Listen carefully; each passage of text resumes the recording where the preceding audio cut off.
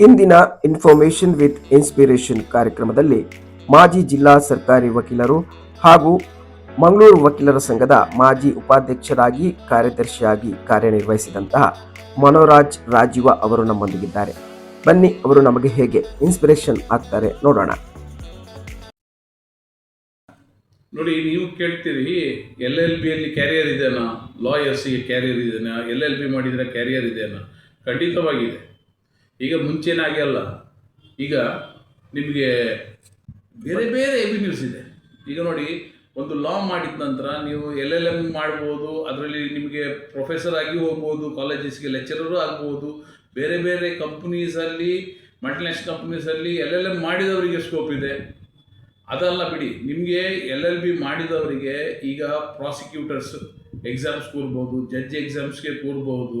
ಅದರಲ್ಲಿ CBIಗೆ, EDಗೆ, ಬೇರೆ ಬೇರೆ ಸಂಸ್ಥೆಗಳಿಗೆ ಲಾಯರ್ಸ್ ಬೇಕಾಗ್ತದೆ. ಅದಲ್ಲದೆ ಮಲ್ಟಿನ್ಯಾಷನಲ್ ಕಂಪ್ನಿಗೆ ಸಹ ಇನ್ಹೌಸ್ ಲಾಯರ್ಸ್ ಬೇಕಾಗ್ತದೆ. ಸೊ ಎವಿನ್ಯೂಸ್ ತುಂಬ ಇದೆ, ಅದರಲ್ಲಿ ಒಳ್ಳೊಳ್ಳೆ ಸಂಬಳ ಇದೆ.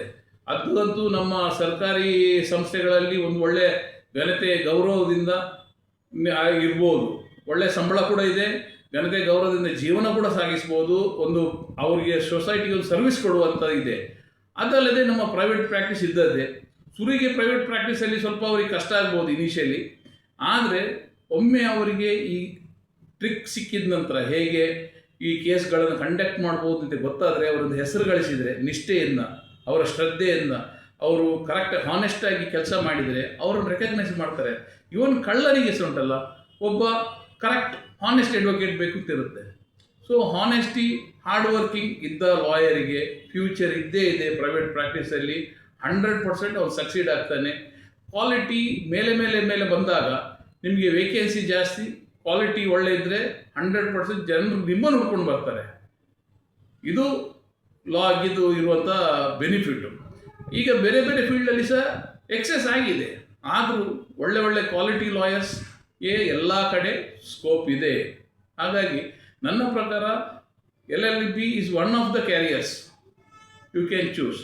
ಅದು ಯಾರಿಗೆ ಇಷ್ಟ ಉಂಟು, ಡೆಫಿನೆಟ್ಲಿ ಅವರು ನನ್ನ ಪ್ರಕಾರ ಅದನ್ನು ಕೋರ್ಸನ್ನು ಆಪ್ಟ್ ಮಾಡ್ಬೋದು.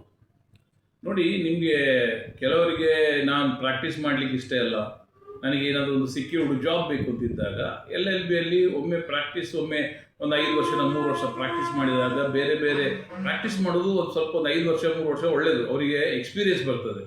ಆಗ ಕಾಲ್ ಫಾರ್ ಆದಾಗ, for example assistant public prosecutors ಆಗಿ ಅವರಿಗೆ ಸಿಲೆಕ್ಷನ್ ಆಗ್ಬೋದು.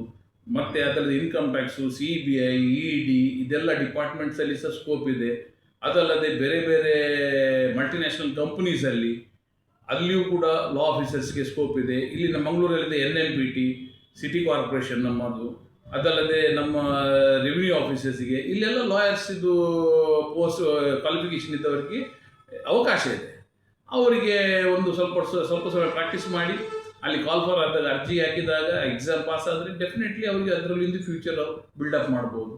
ಬೇರೆ ಪ್ರೈವೇಟ್ ಕಂಪ್ನೀಸಲ್ಲಿ ಸಹ ಈಗ ಅವರು ಸ್ವಲ್ಪ ಪ್ರೊಫೆಷನಲಿಸಮ್, ಬಿಸ್ನೆಸ್ ಫೀಲ್ಡಲ್ಲಿ ಓರಿಯೆಂಟೆಡ್ ಅಲ್ಲಿ ಸಹ ಅದ್ರ ಜೊತೆ ಬಿಸ್ನೆಸ್ ಲಾದಲ್ಲಿ ಮಾಡಿದರೆ ಅವರಿಗೆ ದೊಡ್ಡ ದೊಡ್ಡ MNCಯಲ್ಲಿ ಅವರಿಗೆ ಇನ್ನೂ ಸಹ ದೊಡ್ಡ ದೊಡ್ಡ ಸ್ಕೋಪ್ ಸಿಗ್ತದೆ, ಒಳ್ಳೊಳ್ಳೆ ಪೋಸ್ಟಲ್ಲಿ ಹೋಗ್ಬೋದು. ಪ್ರಾಕ್ಟೀಸಲ್ಲಿ ಈಗ ನಾನು 3 ಪಾರ್ಟ್ ಮಾಡ್ತೇನೆ. ಶುರುವಿಗೆ work, no income, initial period. Then work and income. Later on ನೀವೊಮ್ಮೆ ಸೀನಿಯಾರಿಟಿ ಮುಟ್ಟಿದ್ರೆ ಲೆಸ್ ವರ್ಕ್, ಮೋರ್ ಇನ್ಕಮ್.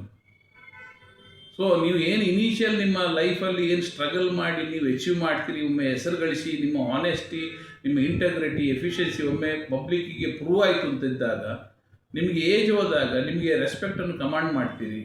ನಿಮಗೆ ಕಾನೂನಿನ ಬಗ್ಗೆ ತುಂಬ ಅರಿವಿರ್ತದೆ, ಕಮಾಂಡ್ ಇರ್ತದೆ ಕೋರ್ಟಲ್ಲಿ, ಜಡ್ಜಸ್ಸು ರೆಸ್ಪೆಕ್ಟ್ ಮಾಡ್ತಾರೆ. ನಿಮಗೆ ಹಣ ಆಗ ಜಾಸ್ತಿ ಬರ್ತದೆ, ಕೆಲಸ ಕಮ್ಮಿ ಇರ್ತದೆ, ನಿಮ್ಮ ಕೈಗಳಿಗೆ ಜೂನಿಯರ್ಸ್ ಇರ್ತಾರೆ. ಇನಿಷಿಯಲ್ ಪಾರ್ಟ್ ನೀವು ಸರಸ್ವತಿಯನ್ನು ಒಲಿಬೇಕಲ್ಲ. ಫಸ್ಟ್ ಸರಸ್ವತಿಯನ್ನು ಒಲಿದ ನಂತರನೇ ಲಕ್ಷ್ಮಿ ಬರುವುದು. ನೀವು ಲಕ್ಷ್ಮಿ ಹಿಂದೆ ಶುರುವಿಗೆ ಓಡಲಿಕ್ಕೆ ಶುರು ಮಾಡಿದರೆ, ಸರಸ್ವತಿಯನ್ನು ಒಲಿದಿಲ್ಲ ಇದ್ದರೆ ಆಗ ನಿಮ್ಮ ಕ್ಯಾರಿಯರ್ ಹಾಳಾಗ್ತದೆ, ಇಲ್ಲಾಂದರೆ ಮೇಲೆ ಬರೋದಕ್ಕೆ ಭಾರಿ ಕಷ್ಟ ಆಗ್ತದೆ. ಸೊ ನನ್ನ ಪ್ರಕಾರ ಸರಸ್ವತಿಯನ್ನು ಫಸ್ಟ್ ಒಲಿಸ್ಕೊಳ್ಳೋದೇ ಬೆಟರ್. ಅದು ಸರಸ್ವತಿ ಒಲಿದ್ರೆ ನಿಮಗೆ ಲಕ್ಷ್ಮಿ ನಿಮ್ಮ ಹಿಂದೆ ಬರೋದು 100% ಸತ್ಯ.